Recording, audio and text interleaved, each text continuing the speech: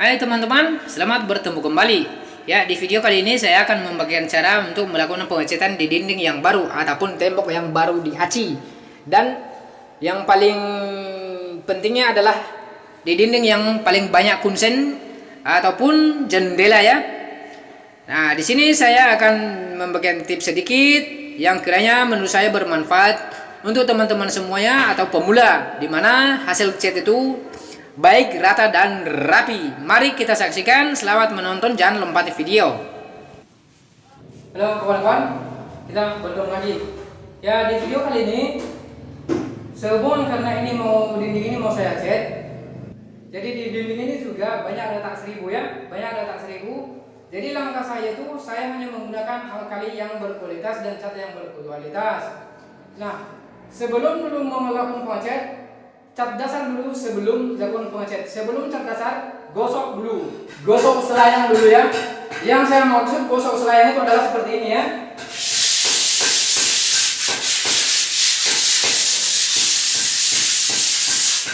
Itu adalah gosok selayang. Tujuannya, jika ada pasir-pasir yang menempel di saat kita memplaster, pasti akan berjatuhan. Jika sudah diamplas, amplas layang, seluruh lubang-lubang ataupun celah yang masih belum sempurna tertutup rapi, silakan didempul seperti ini, ya, seperti ini. Jadi kalau yang retak seribu biarkan saja. Nah, setelahnya di cat dasar seperti ini. Cat dasar paling tidak 2 kali ya. Nah, bukan berarti jika sudah melakukan cat dasar lalu cukup itu saja. Kalau saya beda lagi. Cara saya, sesudah saya cat dasar yang kedua, yang pertama, maka saya gosok ulang. Tujuannya agar cat yang masuk ke retak seribu bisa rata. Ini digosok 2 kalinya nggak apa-apa juga.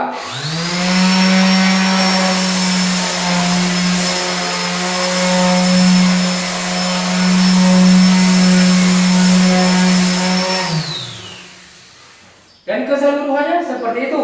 Jika selesai sudah menggosok, maka lakukan cat dasar yang kedua atau alkali yang kedua. Nah, sebelum dulu kita lakukan alkali yang kedua, mari kita lihat dulu retak seribu. Oke, di sini banyak retak yang tidak beraturan. Seperti ini semuanya. Nah, di sini adalah retak seribu. Ini dia ya.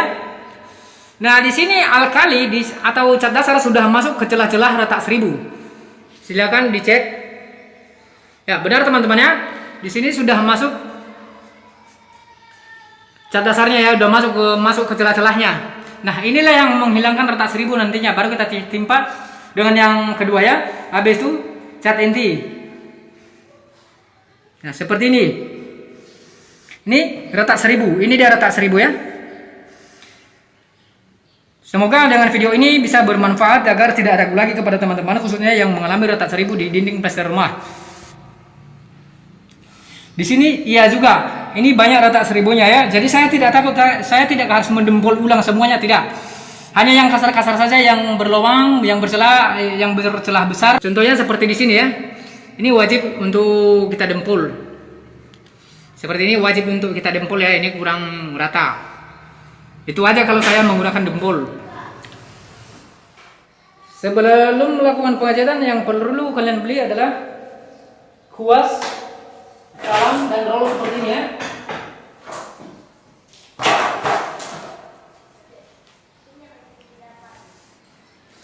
Kuas, talam, roll, dan kuas serabut.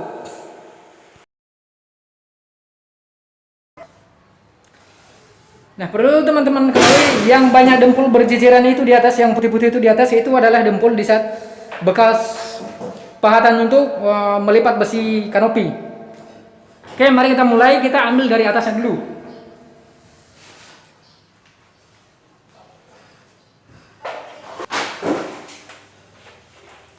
Ya, ini adalah pengecatan dasar yang kedua kalinya.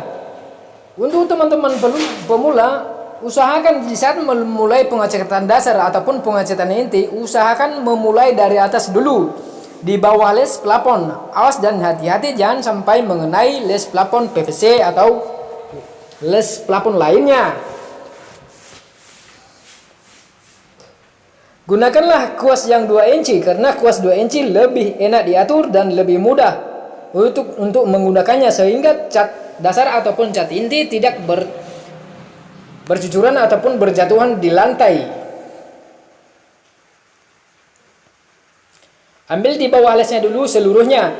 Nah, di sini yang terpenting lagi untuk teman-teman pemula, di bagian kusen tersebut atau ventilasi tersebut, usahakan ambil terlebih dahulu menggunakan kuas atau cat dasar dulu menggunakan kuas rabut, seperti yang terlihat dalam video saat ini.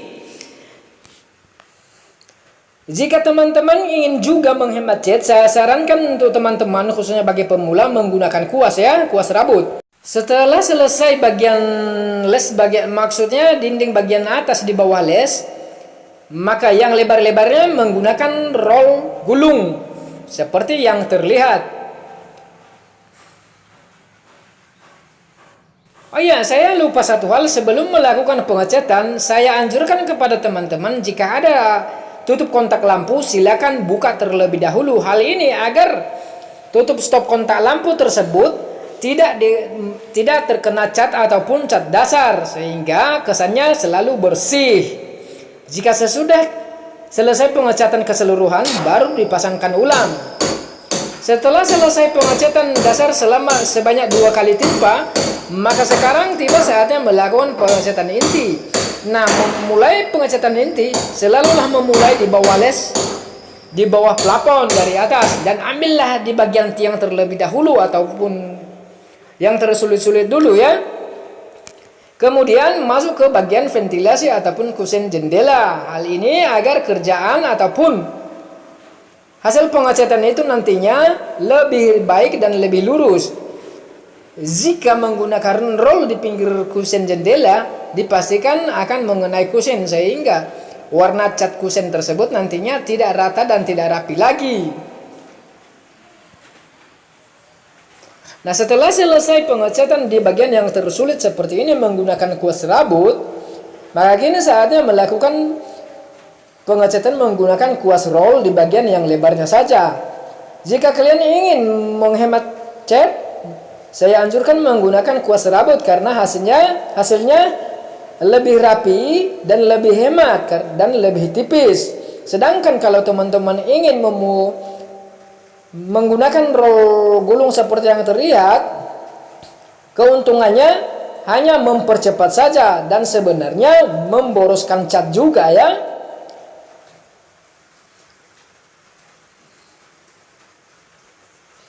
Dalam melakukan pengecatan menggunakan roll gulung seperti ini atau roll kuas, tidak boleh diburu-buru.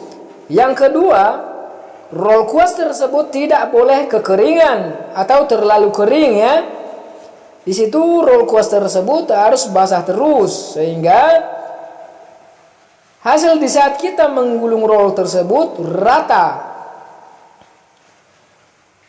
Hindarilah kerjaan pengerolan seperti yang diburu-buru ya, karena itu hasilnya juga tidak bagus. Yang kedua, jika kita buru-buru menarik roll seperti yang terlihat, maksud saya itu seperti pengaplikasian cat yang terlihat itu, maka jika kita buru-buru, cipratan cat akan mengenai kusen yang telah kita cat, dan itu juga tidak baik.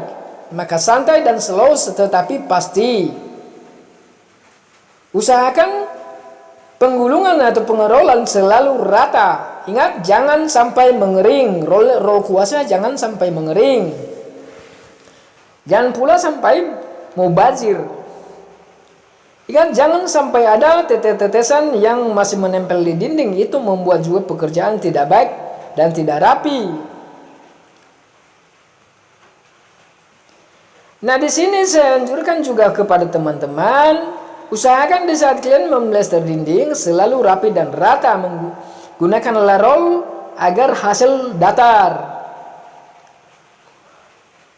Nah, setelah selesai pengecatan yang pertamanya, ini cat inti pertama, maka lakukan penimpaan yang kedua.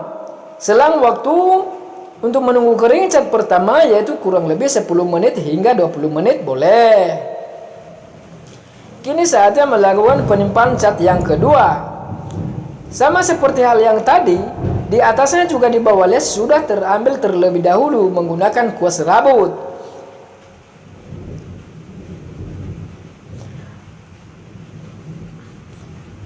Nah, di saat mendekati pinggir kusen tersebut, berhati-hatilah menggulung kuas roll ya.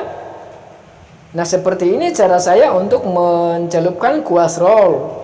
Tidak pula terlalu mubazir, tidak pula terlalu mengering.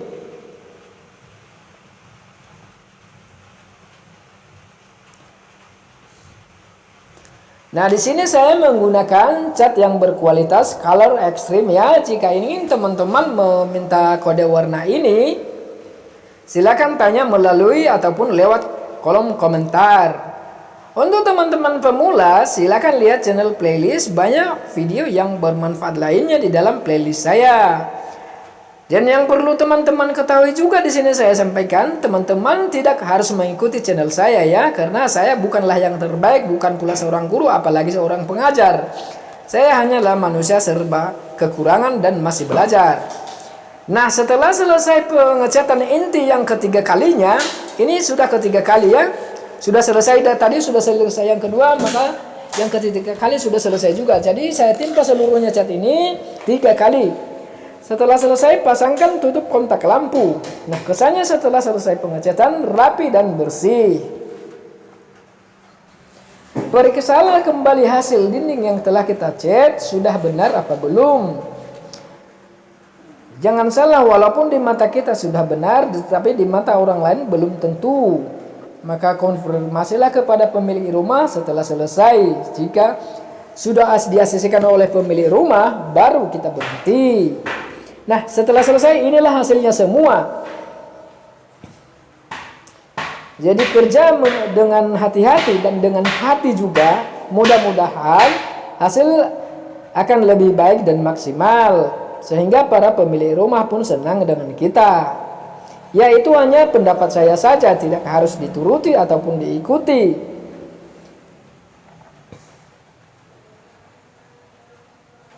Seluruh cat bagian kusin selalu utuh dan lurus. Ya, cukup sekian dulu video dari saya teman-teman. Semoga bermanfaat ya. Jangan lupa like, comment, and subscribe. Dan bagikan di media sosial teman-teman semuanya, agar teman-teman pemula yang lainnya bisa terbantu. Semoga video ini bisa bermanfaat untuk Anda semuanya. Sampai ketemu di video yang berikutnya.